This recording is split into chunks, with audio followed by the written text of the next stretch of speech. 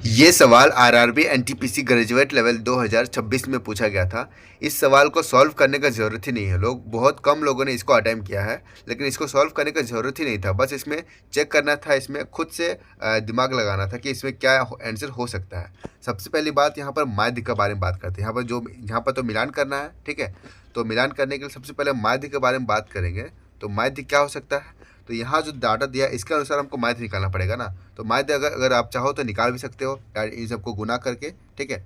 इन सबको अगर गुना करेंगे हम तो यह 12 और इस तरह करके 13 104 और इस तरह करके सबका गुना करके उसको फिर जोड़ करके और बट्टा में यहाँ पर जो दिया हुआ है 48 यहाँ पर उसको डिवाइड कर देंगे, मेरा यहाँ पर माध्य निकल जाएगा। लेकिन वो करने का भी ज़रूरत नहीं है आपको बस यहाँ पर प्रेजेंस ऑफ माइंड यूज़ करना है। यहाँ पर तो यहाँ दिया हुआ अंक जो दिया हुआ है यहाँ पर 7 से 10 दिया हुआ है, ठीक है। तो 7 8 9 और 10 दिया हुआ है।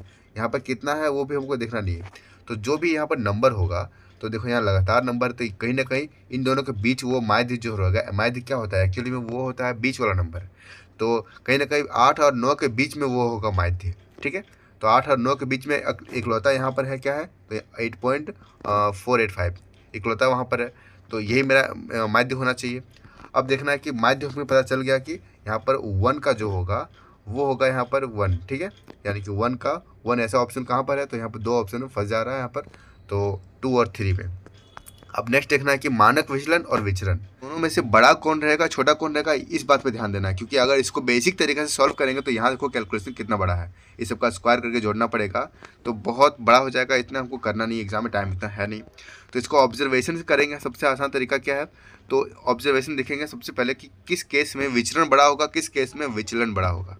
तो विचरण, सबसे पहले विचरण की बात करते हैं। अगर जो नंबर रहेगा 1 से ज़्यादा रहेगा, 1 से ज़्यादा यानी कि कितना, 1 पॉइंट समथिंग रहेगा, या फिर 2 रहेगा, या फिर 3 रहेगा, या फिर 3 पॉइंट समथिंग रहेगा, तो विचलन बड़ा होगा, ठीक है।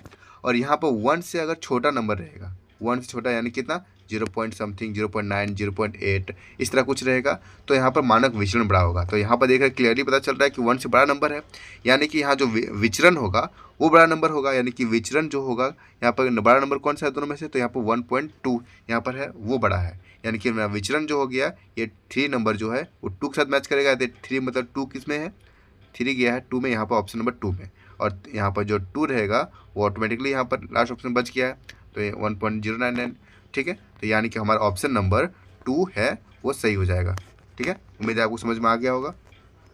Thank you.